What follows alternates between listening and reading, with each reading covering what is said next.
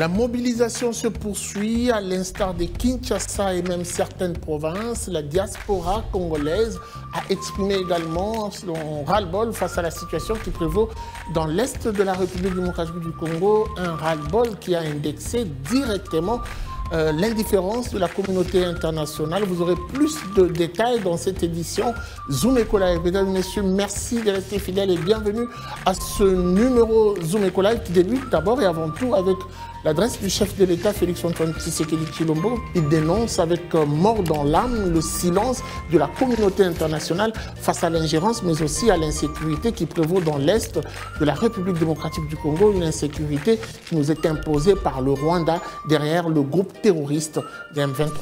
Le Rwanda continue de violer ouvertement et sans scrupule les principes fondamentaux de la Charte des Nations Unies ainsi que les accords régionaux. Pire, ces agissements se déroulent dans une impunité totale et ce, avec un mépris manifeste des règles internationales et des valeurs que ces institutions sont censées défendre. Face à cette situation, permettez-moi de vous rassurer.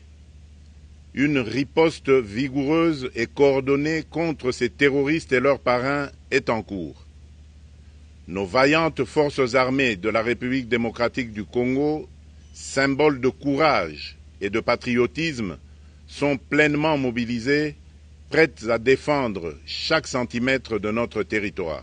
Et à ces sujets, la diaspora congolaise a répondu favorable à cet appel du chef de l'État. Je vous prie de suivre déjà ces images en off qui nous ramènent à cette mobilisation qu'il y a eu à Paris avant tout, au Canada ensuite, mais aussi à Bruxelles. Nous sommes en ligne avec l'ambassadeur de la République démocratique du Congo à Paris, Émile Ngoï Kasongo. Alors, monsieur l'ambassadeur, bienvenue.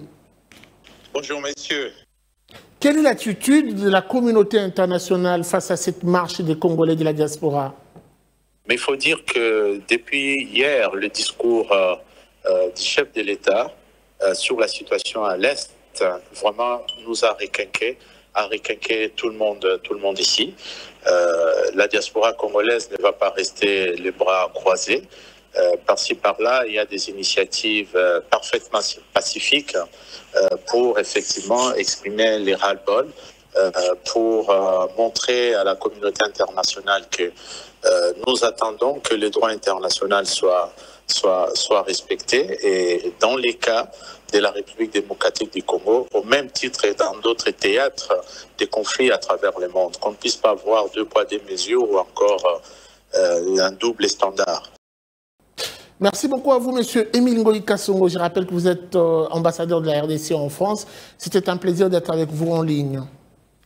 Merci infiniment. Mobilisation toujours. Cette fois-ci, nous allons prendre les réactions de certains Français qui ont accepté de se joindre à la démarche menée par la République démocratique du Congo. Ils dénoncent avec mort dans l'âme le silence de la communauté internationale face à l'ingérence, mais aussi à l'insécurité qui prévaut dans l'Est de la République démocratique du Congo, une insécurité qui nous est imposée par le Rwanda derrière le groupe terroriste des M23. La France exprime sa solidarité à l'égard de la République démocratique du Congo, de son intégrité territoriale. La France condamne fermement l'offensive menée par le M23 soutenue par les forces armées rwandaises. On condamne, mais il manque l'essentiel. C'est-à-dire que, rien que pour vous rappeler, l'Union européenne finance à hauteur de 20 millions l'armée rwandaise pour intervenir au Mozambique, sans aucune garantie ni aucun contrôle que ce financement n'aille pas ailleurs. Le Rwanda est un exportateur de coltan, alors il n'y en a pas un gramme sur son sol. Et 60 à 80% des réserves mondiales de coltan se trouvent, comme par hasard, à l'est de la RDC. Là aussi, il y a quand même de quoi s'étonner qu'il n'y ait pas de sanctions là-dessus.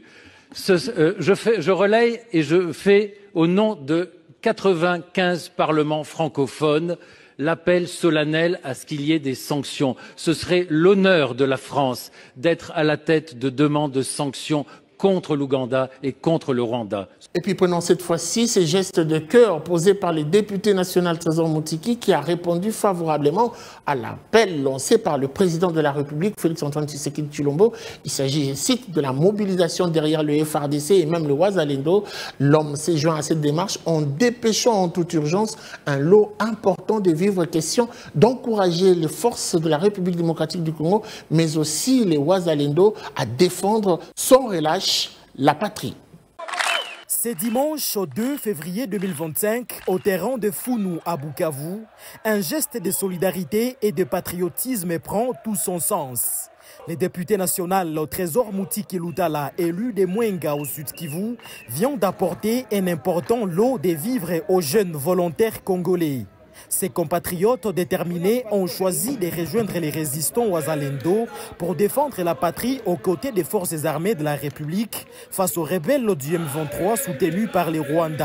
Un appui significatif en cette période critique.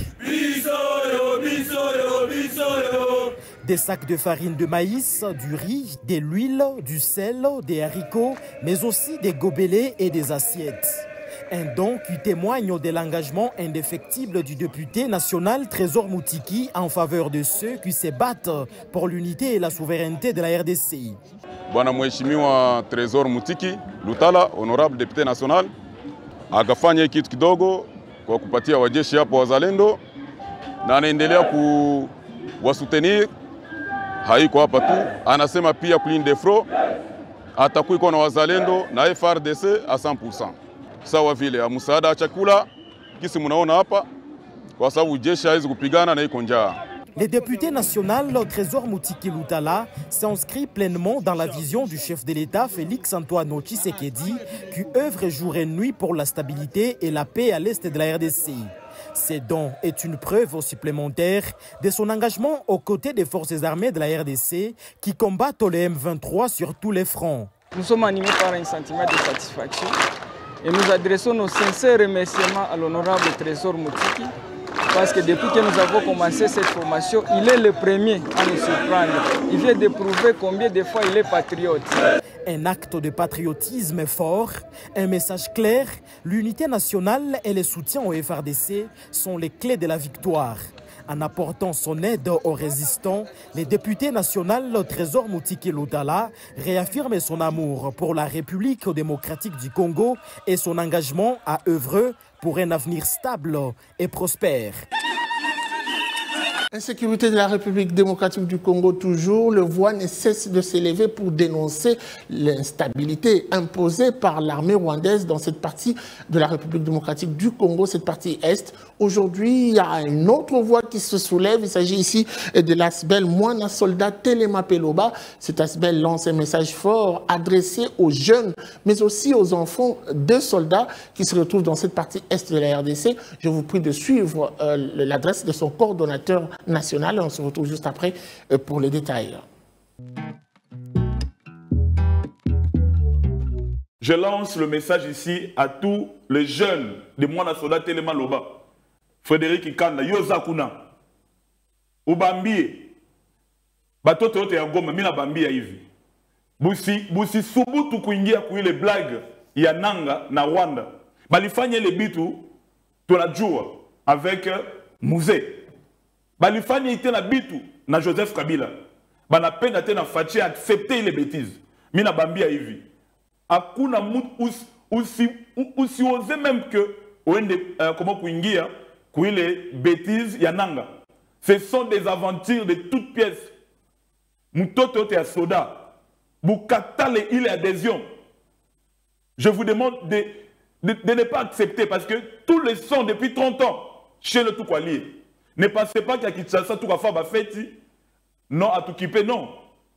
On a dit donc le patrie ou la mort. Busingie, mina bambia niebote, Bukavu, Goma, Shabunda Kwangu. Busingie kui les blagues, kui les matatizo ile ya buchafu, ya kuua bandugu wenu, ba mama yenu, batoto, il faut y rappeler kitu moko kichwa. Busima mesa mutu moya nyuma ya chef de l'État Félix-Antoine Tshisekedi anasema mutu yote akuwe nyuma ya FARDC na bawazalendo. Hatutaweza hii vita kama shie hatuko pamoja. Tukue kwa pamoja njo tutajenga nchi yetu. Njo tutafukuza adui. Tutafukuza bobo tegisi biko pale hivi. Tunabajua deja. Biko bassoifé d'argent, bassoifé de pouvoir. Kama uko Congolais, pourquoi uko lomba ke tufanye dialogue? We nanga. Uko lomba tufanye dialogue na we jua nini? Tunakujua deja blagi yako. Uko nyuma ule adui, juu uwe bandugu wako. Inaishia pale.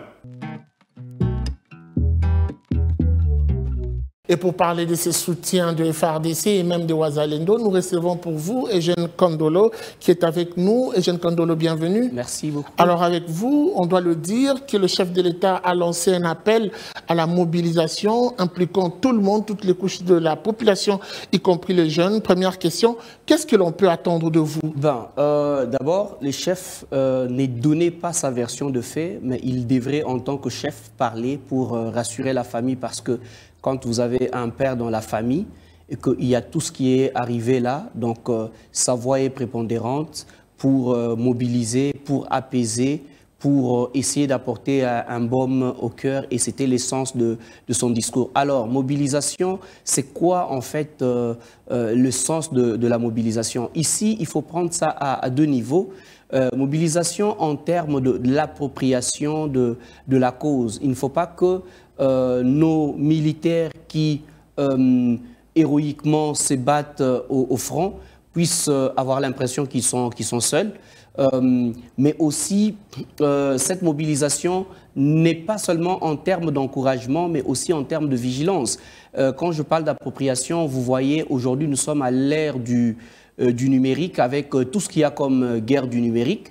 La mobilisation, c'est aussi rester vigilant par rapport à tout ce qui peut être comme intox, qui peut être comme message de démobilisation. Le président de la République a eu à indexer clairement la communauté internationale. Il a même parlé sans gêne d'une sorte de complicité. Comment analysez-vous aujourd'hui ce silence de la communauté internationale? La complicité est criante. On sait qu'on l'a décrié plusieurs fois. L'Union européenne a signé un accord de partenariat avec le Rwanda sur des minéraux stratégiques, un accord commercial. Comment un pays qui, tout le monde le sait, n'a pas ces minéraux-là, vous signez de contrat avec... et ça frise carrément un complot international qui ne dit pas son mot. On l'a vu, combien de gens ont fait la langue de bois à la deuxième réunion du Conseil des Nations Unies. À part le Burundi, qui a, sans mâcher le mot, clairement démontré que c'est injuste ce qui se passe et cette agression rwandaise. Mais tous les pays ont tourné autour du pot. On n'en parle pas assez. Il n'y a pas que la communauté internationale en termes de pays impérialistes, le flanc OTAN, USA. Mais il y a la Chine. Quand vous lisez plusieurs rapports, l'essentiel des armes sophistiquées utilisées par le RDF, Rwanda, M23, ça vient de la Chine. Et donc, sur cet axe-là, on se sent un peu trahi dans notre peau. Est-ce que l'on peut dire aujourd'hui, Eugène Kandolo, que la République démocratique du Congo est encore seule au front face au Rwanda? J'ai vu ce matin, avant de venir, le secrétaire d'État du Royaume-Uni qui décrit en fait le fait que chaque année, le Rwanda recevait 1 milliard, mais 1 milliard qui est orienté en fait vers la destruction d'un pays voisin. Les langues commencent à délier. On a vu Thierry Marini, l'eurodéputé, on a vu Marc Botenga.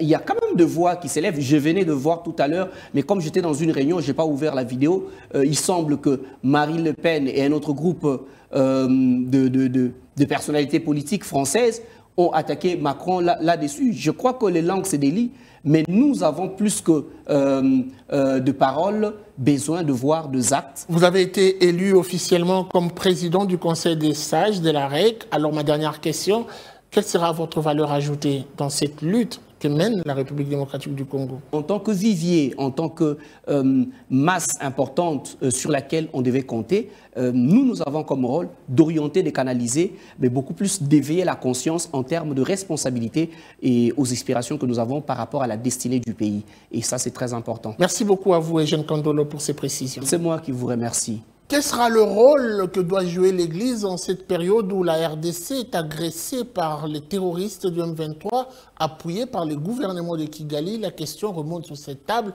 Et pour en parler, nous recevons un homme de Dieu. Il s'appelle Eric Liambi. Avec lui, nous allons décrypter ce sujet. Il sera avec nous tout de suite après ceci.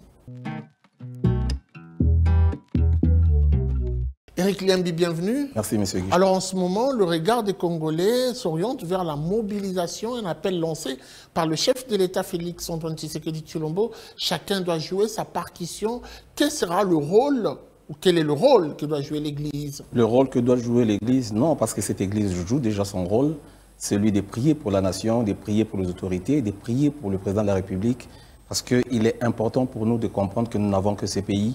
Et la Bible nous recommande de prier pour les pays dans lesquels nous sommes, parce que notre paix en dépend. Je voudrais qu'on parle également de ce comportement que doivent afficher les Congolais en cette période pour ne pas tomber dans la xénophobie, mais aussi dans les discours de la haine. Les chrétiens congolais doivent prendre conscience des larmes qu'ils portent sur lui en fait, je voudrais dire. L'arme la plus fatale, l'arme la plus forte qu'un chrétien congolais ou un chrétien puisse posséder, c'est sa langue. Nous sommes appelés, nous Congolais, aujourd'hui, à utiliser notre langue pour parler en bien de la nation et de nos autorités. Vous savez, tout ce qui est physique l'est d'abord spirituellement. On peut vaincre quelque chose physiquement, mais la vraie victoire commence d'abord sur le plan spirituel. Les chrétiens doivent comprendre que nous devons nous abstenir de parler en mal, de faire des déclarations négatives sur notre pays, parce que c'est ce que nous disons et qui nous apporte le fruit. En fait, c'est, comme le dit Proverbe chapitre 18, verset 20, c'est du fruit de sa bouche que l'homme rassasie son corps. Donc, tout ce que l'homme peut faire dans ses déclarations, c'est ce qu'il subit en physique. Eric Liambi, vous parlez des déclarations, mais des déclarations de quelle nature? Je prends l'exemple. Ce n'est pas en vain que nous voyons dans la Bible, quand la Bible dit « vous feront la guerre, mais ils ne vous vaincront pas ». Vous savez, il y a des fois des choses que nous minimisons, mais dans la Bible, Dieu a déjà tout prévu. Je prends l'exemple aujourd'hui, je me pose la question plutôt, qu'est-ce que la RDC a fait pour mériter tout ceci? Qu'est-ce que la RDC a fait pour mériter toutes ces attaques? Nous avons la réponse. Alors, aussi longtemps que nous savons Dieu et il y a des ennemis en face de nous, tout ce que nous pouvons faire, c'est de déclarer, comme je viens de le dire, ils vous feront la guerre, mais ils ne vous vaincront pas. La Bible va même très loin pour dire, l'ennemi viendra vers vous comme un fleuve, mais l'Esprit de l'Éternel les mettra en fuite. Pourquoi? Nous savons que nous sommes en train de connaître tout ça à cause de notre richesse et nous devons nous lever. Vous savez, je voudrais, je ne sais pas combien de temps vous allez me donner, mais je voudrais parler ici à mes compatriotes. Je vais au-delà des chrétiens. Je suis en train d'entendre les chrétiens même, ceux qui se disent chrétiens, les Congolais, dire « Non, notre pays est maudit, nous sommes ravagés, nous ne vaincrons pas cette guerre. » Est-ce que nous avons deux pays? C'est vrai, quelqu'un qui peut dire ça ne peut que être considéré comme un ennemi. Parce que je ne comprends pas un fils du pays puisse déclarer des choses en défaveur de son pays. Parce qu'après ça, il ira où? Donc la déclaration, c'est l'arme la plus fatale qu'un chrétien peut utiliser aujourd'hui pour vaincre l'ennemi et donner la force. Vous savez, sur la montagne, il y avait Moïse, mais sur terrain, Moïse n'était pas là. Sur terrain, il y avait une équipe qui combattait. Il y a des mots qui circulent. Aujourd'hui, il y a la guerre médiatique. Plusieurs nations disent non, mais les adversaires ont des armes lourdes, ils sont plus forts que nous, ils ont ceci, ils ont ceci. Si ce n'est que question de ce qu'on a, David ne pouvait pas vaincre Goliath. Le problème n'est pas, la guerre n'est pas seulement ce qu'on croit. La guerre n'est pas seulement ce qu'on possède. La guerre l'est aussi, comme je viens de le dire, dans nos déclarations. Goliath ne pouvait aucunement se rendre compte qu'il pouvait perdre devant cette personne qui n'avait aucune chance de gagner. Pourquoi?